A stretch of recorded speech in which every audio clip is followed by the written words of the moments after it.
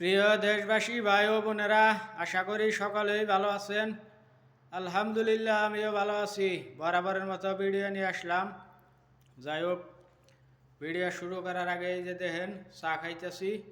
Saudi আরব 2 দিন যাবৎ একটু শীত একটু বেশি মাত্রায় পড়ছে, তো আপনাদের সকলকেই চায়ের দাওয়াত তো দিলাম। তো এটা হলো মিশামিশি দাওয়াত, কারণ আপনারা তো খাইতে পারবেন না, এটা একটা ভোগাভুগি। যাই হোক, তাও বললাম, কিছু মনে করেন না। মূল আলোচনায় আসি। বাংলাদেশের নির্বাচন নিয়ে কিছু কথা বলবার চাইতেছি। আমি একটা সাধারণ জনগণ।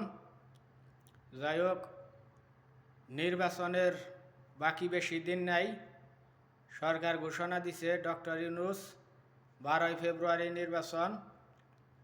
যাই হোক, আশা করি ভালোভাবে নির্বাচনটা সম্পন্ন হবো। যোগ্য লোকরা আপনারা ভোট দিয়ে নির্বাচিত করবেন।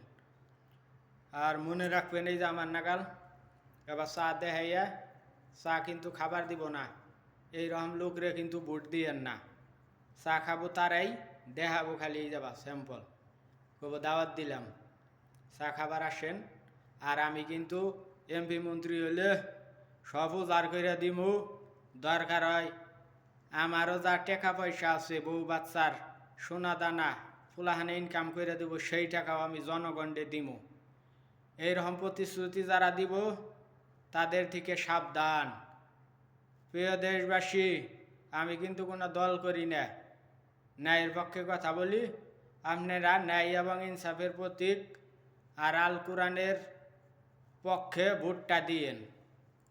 এই যে আমার মতো ধোঁকাবাজি যারা দেয়, যে এই যে আপনাদের চায়ের দাওয়াত দিলাম মোবাইলে, এই যে ভিডিওর মধ্যে দাওয়াত দিয়ে আমি দিয়ে যাবো করে খাইয়ে উঠলাম, আপনারা খাবার হারলেন না। এটা হলো মিশামিশি দাওয়াত, যে চায়ের দাওয়াত। অথচ সামনা সামনি হইলে হেসুম দিলে নয় এক কথা। অনেক প্রার্থীরা আছে, তারা এরকম মিশামিশি প্রতিশ্রুতি দিব। প্রিয় দেশবাসী, আপনারা সাবধান হইয়েন, সজাগ থাকেন, যোগ্য লোকরে ভোট দিয়েন। আমার কথা একটাই, যোগ্য ন্যায়পরায়ণ লোকরে ভোট দিয়ে সংসদে পাঠান, কোরআনের পক্ষে ভোট দেন। আমরা সাধারণ জনগণ। আর আমি তো বিভিন্ন ভিডিওয় বলি যে মুন্সি মৌলানাদের আমি পছন্দ করি, তারা নবী রাসুলের ওয়ারিস।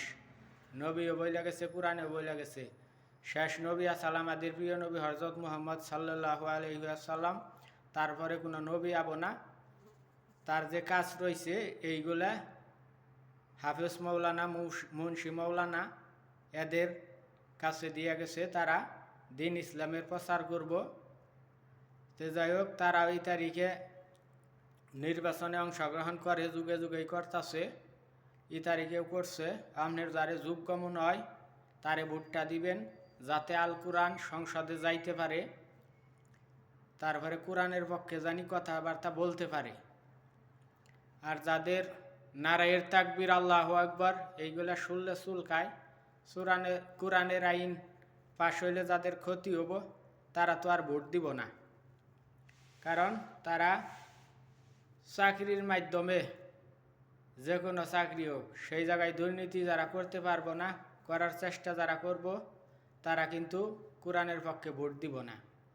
কিন্তু চাকরিজীবী ওই রকম মানুষ কিন্তু বেশি না, সাধারণ জনগণই কিন্তু বেশিরভাগ মানুষ। আগের দিন কিন্তু এখন বর্তমানে নেই বলতেই চলে।